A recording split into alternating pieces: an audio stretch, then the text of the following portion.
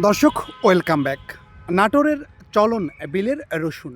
হ্যাঁ দর্শক, এবারে কিন্তু রসুন নিয়ে তেমন কোনো প্রতিবেদন আপনাদের সামনে তুলে ধরতে পারিনি। তেমনই ধারাবাহিকতা রেখে অলরেডি কিন্তু আবারও চলে আসলাম চলন বিলে। চলন বিলে এখন ব্যাপক পর্যন্ত রসুনের চাষাবাদ চলছে। এখন মূলত আমরা আসছি আমাদের নিজ জমিতে। রসুনের জমিতেই কিছু স্প্রে করা লাগবে। মূলত এই স্প্রেগুলো করলে কি কি উপকার আমাদের কাজে লাগতে পারে, আজকের পুরো ভিডিও জুড়ে যদি আপনি দেখেন তাহলে অবশ্যই এই ভিডিওটা আপনাকে ভালো কিছু কাজে দেবে। চলুন কথা না বাড়িয়ে আমরা দেখতে থাকি কিভাবে মূলত রসুনের জমিতে স্প্রে করা হয়। এখন এই স্প্রে কি কি ওষুধ ব্যবহার করছি আমরা এই ভিডিওর মাধ্যমে আপনাদের দেখানোর চেষ্টা করব। দর্শক, এটাই হচ্ছে আমাদের রসুনের ক্ষেত। এই ক্ষেতে কিন্তু রসুন খুবই খুবই খুবই ভালো পর্যন্ত রসুন আমরা কিন্তু জন্মাতে পারি। কিন্তু রসুন আপনি জন্মাবেন, তার জন্য কিন্তু আপনাকে কিন্তু খরচ করতে হবে। খরচ আপনাকে অবশ্যই করতে হবে। ভালো খরচ করলেই আপনি ভালো ফসল পাবেন। চলুন এক নজর দেখে নেই ওষুধগুলো।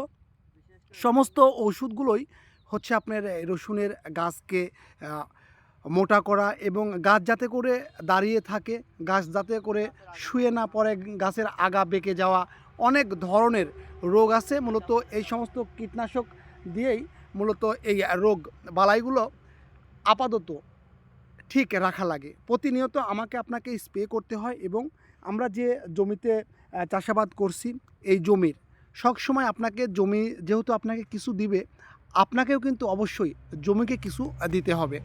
অলরেডি কিন্তু নিজেও ছিলাম এবং বড় ভাগ্নে ছোটো ভাগ্নেকে নিয়েই মূলত স্প্রে এখন মূলত আমরা যে কাজটি করছি, ওষুধগুলো মিক্সচার করতে হবে ভালোভাবে। আপনাকে অবশ্যই সাবধানতার সহিত কাজ করতে হবে।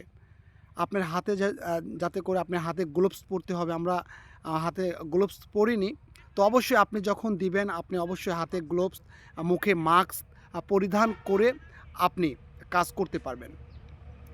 তো চলুন আমরা আজকের এই ভিডিওটা হয়তো একটু বেশি বড় হবে, কিন্তু আপনারা যারা প্রতিনিয়ত চাষাবাদ করেন, যারা চাষাবাদের সঙ্গে সংশ্লিষ্ট, তারা অবশ্যই এই স্প্রে করার বিষয়টা আপনারা ভালোভাবে জানবেন। এবং আপনি যদি এই ভিডিও দেখে যদি আপনার বুঝতে যদি অসুবিধা হয়, তো 100% আপনি ইউটিউবে সার্চ দিয়ে খুব ভালোভাবে আপনারা দেখতে পারবেন কী কী মেডিসিন রসুনের জন্য প্রয়োগ করতে হয়, রসুন আসলে বিঘা প্রতি কত মন হয়, এই ওষুধগুলো দিলে আসলেও কি রসুন ভালো হয় কি না, এটাও কিন্তু আমাদের কিন্তু অনেকের কিন্তু অনেক ধরনের কিন্তু প্রশ্ন কিন্তু থেকে যায়। অলরেডি কিন্তু আমি কিন্তু সমস্ত ওষুধগুলো কিন্তু এখন কিন্তু এই বালতির মধ্যে কিন্তু মিক্সার করলাম। আমাদের এই 1 বিঘা জমিতে 4 ড্রাম স্প্রে করতে হবে। আর 4 ড্রাম স্প্রে করার জন্য আমাদের এই যে মগ আছে, এই প্রত্যেকটা মগে হচ্ছে আমাদের ভালোভাবে পরিমাপ করে সঠিক নিয়ম মেনে আমাদের এই ওষুধগুলো স্প্রে করতে হবে। বিশেষভাবে পানি আমাদেরকে অনেক দূর থেকে টেনে নিয়ে আসতে হয়েছে, এখানে কোনো ধরনের পানি নাই। তো আমরা এখন মূলত ওষুধটি মিক্সার করছি এবং মিক্সার করা হলেই আমরা আপনাদেরকে দেখাবো প্রত্যেকটা ইভেন্ট, প্রত্যেকটা পার্ট বাই পার্ট। আপনারা আজকে যারা কৃষি কাজ নিয়ে যারা প্রতিনিয়ত ভাবেন, আর তাদের জন্য আজকের এই ছোট্ট একটি ভিডিও। তো 100% আপনার সঠিক মূল্যবান কমেন্টটি লিখে যাবেন উক্ত ভিডিওতে। দর্শক, আমরা চেষ্টা করি চলন বিলের বিভিন্ন প্রান্তিক জায়গাতে ঘুরে ফিরে আপনাদেরকে দেখানোর চেষ্টা করি। এই যে আজকে কিন্তু নিজের জমিতে নিজেকে আসতে হয়েছে। ভাগ্নে দুটা সব সময় আমাকে হেল্প করে আমার কাজে, প্রত্যেকটা কাজে তারা দুই ভাই আমাকে প্রচুর পর্যন্ত হেল্প করে। তো যাই হোক, অলরেডি কিন্তু আমরা কিন্তু ওষুধ কিন্তু মিক্সার অলরেডি সমস্ত ওষুধ ঢেলে দিলাম। এখন আমরা কিন্তু এই ওষুধটাকে খুব ভালোভাবে মিক্সার করে নেব, যাতে করে ওষুধের এবং মেডিসিনের যে দোলাগুলো আছে দোলাগুলো যেন না থাকে। তাতে করে যখন দোলাগুলো থাকবে তখন কিন্তু আপনার এই যে স্প্রে মেশিনটাতে কিন্তু আপনার পানি কিন্তু বের হবে না, সমস্যা হবে। তো খুবই খুবই সুন্দরভাবে কিন্তু আপনাকে কিন্তু এটা কিন্তু মিক্সার করে নিতে হবে। মিক্সার আপনাকে ভালোভাবে মিক্সার করার পরে তারপরেই হচ্ছে আপনাকে এই যে স্প্রে মেশিন আছে, এখন এটার মধ্যে কিন্তু আমি কিন্তু নিজেই কিন্তু ঢেলে দিচ্ছি, ছোটো ভাগনা এটা নিবে।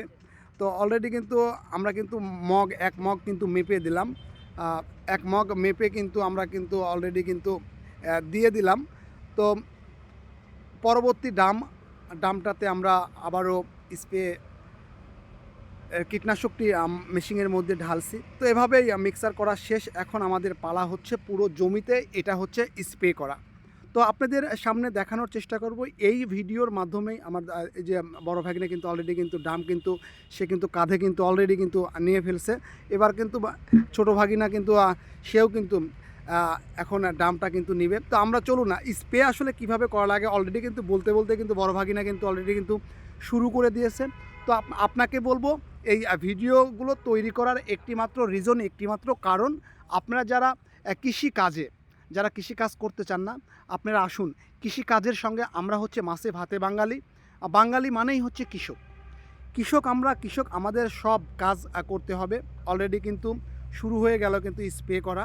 অলরেডি ছোটো ভাগিনা একদম আড়াআড়ি ধরেছে এবং বড় ভাগিনা কিন্তু এদিকে পাতালে কিন্তু দিচ্ছে, যাতে করে মানে সব জায়গাতে যাতে করে এই স্প্রেটা যেন খুব সহজভাবে সব জায়গায় এবং সব গাছে যেন গিয়ে পড়ে।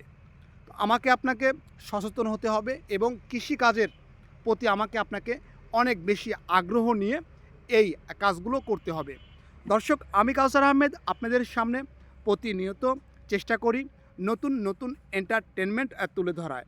তেমনই ধারাবাহিকতা রেখে আজকে ছিলাম আমার চলন বিলে নিজ জমিতে একটি প্রতিবেদন আপনাদের সামনে তুলে ধরলাম। অনেকে বলে ভাই কী নিয়ে ভিডিও করব, অলরেডি কিন্তু একটি ব্লগ ভিডিও তৈরি হয়ে গেল। সে পর্যন্ত আপনারা আমাদের পাশে থাকবেন, সহযোগিতা করবেন। ভিডিওটা কেমন হলো অবশ্যই কমেন্টের মাধ্যমে জানাবেন।